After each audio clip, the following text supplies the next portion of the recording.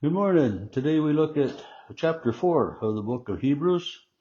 And I chuckled when I looked at it earlier because it again begins with that word therefore.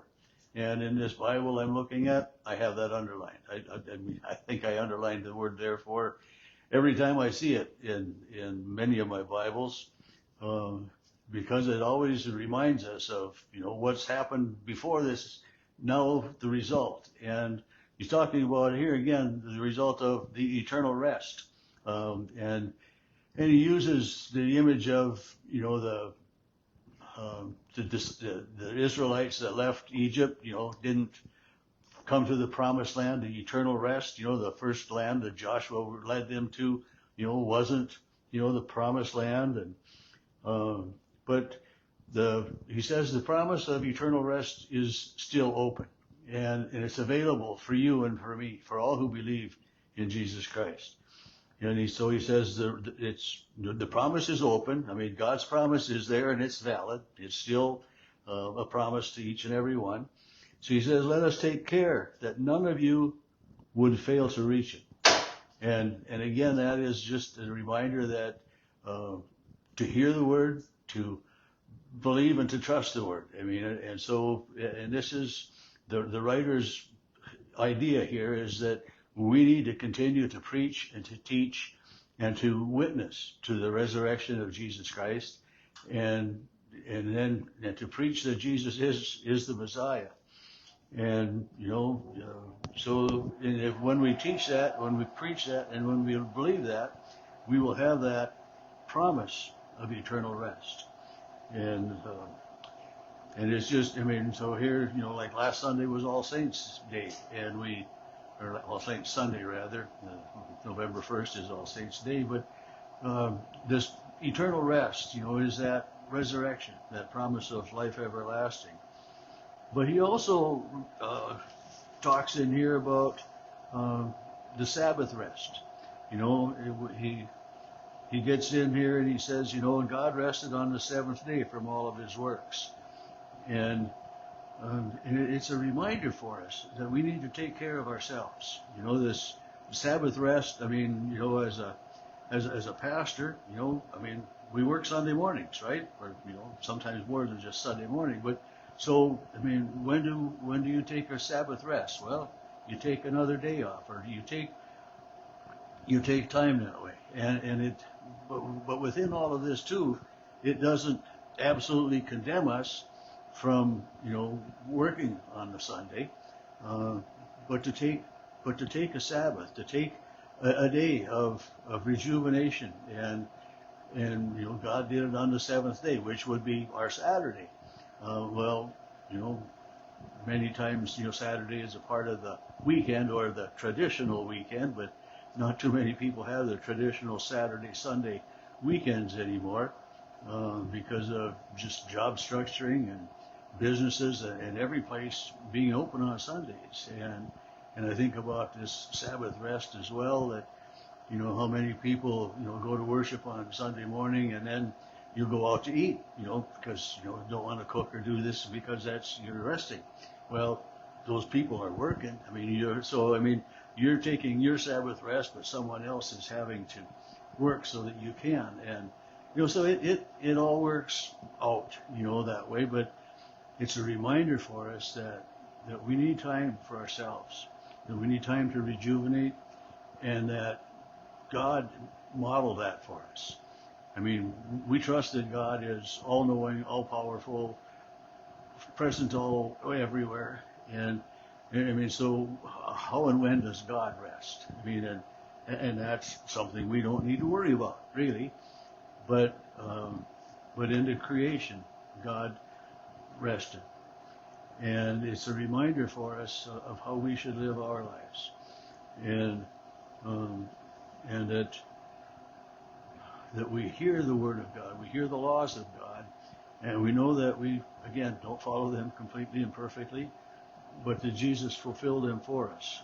And when verse 14 of this chapter says, since we have a great high priest who passed through the heavens, Jesus, the Son of God, let us hold fast to our confession. because we have a high priest that understands. He's gone through everything we have. He worked and he lived on this earth, and I think about as he traveled around those 3 years, as he was, um, witnessing to God and showing the world the Messiah. I mean, I don't. I mean, we don't read in the Bible that Jesus took a day off. Although he took time to go up on a mountain to pray, he took time to separate himself. He took those times for personal care. But he lived a life on this earth, so he knows the struggles and everything that goes on. And because Jesus did this, we have, and Jesus is our then high priest.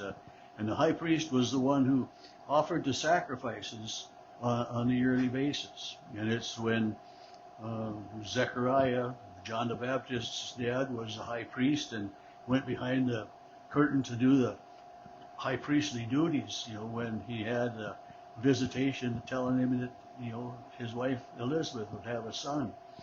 And so the high priest had a specific duty to offer, the ultimate sacrifice. And this is what Jesus did for us as our high priest. And verse 16 of this chapter, because Jesus is our high priest, he says, let us therefore approach the throne of grace with boldness. We come to God with boldness. I mean, we come to God and say, you know what? I screwed up again, and he's not going to be surprised. But we come boldly so that we might receive mercy and find grace in our time of need. This is what this writer tells us, that because Jesus lived on this earth, because Jesus died and was raised from the dead, we have that opportunity to come to God boldly. We don't need to, cower before God, but we just stand there and boldly say, I messed up. And, don't hold any punches and don't worry about it. Don't worry about whether or not God's going to have mercy and grace. Verse 12, I'm going to back up a little bit. The Word of God is living and active, sharper than any two-edged sword, piercing until it divides soul from spirit, joints from marrow. It's able to judge the thoughts and intentions of the heart. The Word of God. This is, the written Word of God that we have, the Bible. It's living and active. It's not just something that was in the past, but it speaks to us today, and it's viable for us today. And it says it's sharper than any two-edged sword. I mean, the law is specific. It's right and wrong. I mean, we have so many gray areas in our world today, and it's hard to imagine life without those gray areas, and but yet we know the difference between right and wrong, and we know that no matter if 25 billion people, there's not that many on Earth, I understand that. Yeah, there are, no, but there's 8 billion. But if 7 billion people say that something that is wrong is right, it doesn't make it right. The other billion people that say, no, that's wrong, they're the ones that are right. So the Word of God is living. It's a living two-edged sword that separates between right and wrong and good and evil, and between those who will enter eternal rest and those who won't. The ones who believe and those who don't. And so the words of the Bible, this living Word of God, is here for us to study, to read, to trust, and to lead us into that right relationship with God, so that we can, as this writer is talking about, have that eternal rest.